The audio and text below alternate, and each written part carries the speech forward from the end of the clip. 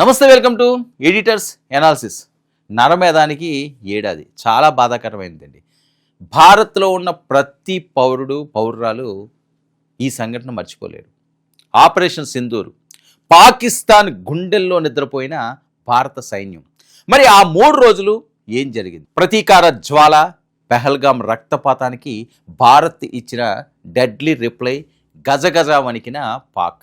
మరి బార్డర్ దాటితే వేటే, సింధు జలాల నుంచి క్షిపణుల దాడి వరకు ఇండియాస్ రివెంజ్ డ్రామా. కొన్ని గాయాలు కాలంతో పాటు మాసిపోవు, అవి ప్రతీకారంతోనే చల్లారుతాయి. సరిగ్గా ఏడాది క్రితం పెహల్గాం మంచు కొండలు అమాయకుల రక్తంతో తడిశాయి.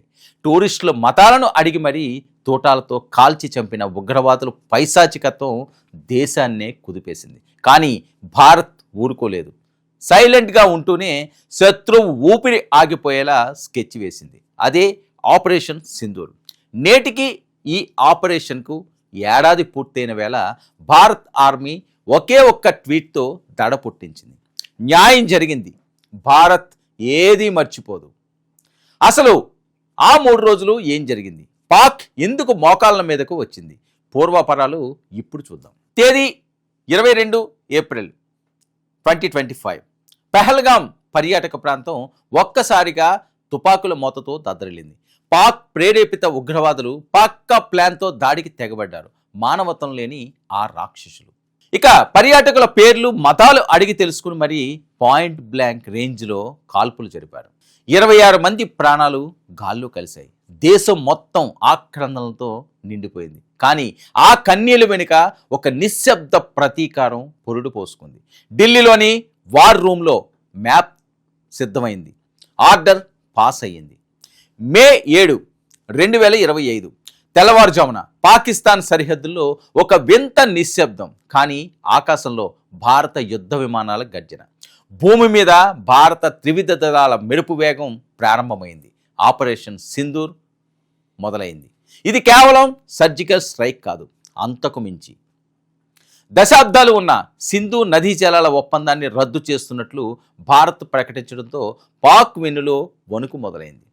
ద్వైపాక్షిక వాణిజ్యాన్ని కట్ చేస్తూ ఆర్థికంగా, భౌగోళికంగా పాక్కు ఊపిరాడకుండా చేసింది మోదీ సర్కారు. రంగంలోకి దిగిన ఇండియన్ ఆర్మీ, లష్కరే తోయిబా, జైషే మహమ్మద్ వంటి ఉగ్రవాద స్థావరాలపై నిప్పుల వర్షాన్నే కురిపించింది. డ్రోన్లు, మిసైళ్లతో శత్రు స్థావరాలను మట్టిలో కలిపేసింది. వందలాది మంది ఉగ్రవాదులు హతమయ్యారు. ఎదురుదాడికి దిగిన పాక్ డ్రోన్లను భారత రక్షణ వ్యవస్థ గగనతలంలోనే పిట్టల్లా రాల్చేసింది. భారత్ దెబ్బకు తట్టుకోలేక తన సైనిక స్థావరాలు పేలిపోతుంటే చూస్తూ భరించలేక మే 10న కాల్పుల విరమణ కావాలంటూ పాకిస్తాన్ తెల్ల జెండా ఎగరవేసింది. బ్రతిమాలుకుండి ప్రాధేయపడింది. ఇక పాహిమాం అంటూ శరణం వేడుకుంది. అయితే అప్పటికే భారత్ అనుకున్న లక్ష్యం నెరవేరింది. యుద్ధం ముగిసింది, కానీ ఉగ్రవేట ముగియలేదు. జూలై 28న ఆపరేషన్ మహాదేవ్ పేరుతో పెహల్గాం దాడికి కారణమైన 3 ప్రధాన సూత్రధారులను భారత్ జవాన్లు వెతికి వేటాడి ఏరిపారేశారు. ప్రతీకారం తీరింది, కానీ బాధితుల ఇళ్లలో దీపాలు ఆరిపోయాయి.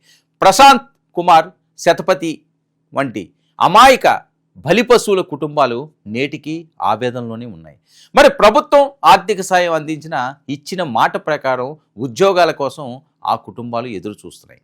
ఆపరేషన్ సింధూర్ భారత సత్తాను ప్రపంచానికి చాటి చెప్పింది. కానీ ఈ యుద్ధంలో తమ వాళ్లను కోల్పోయిన కుటుంబాలకు న్యాయం జరగడమే అసలైన విషయం.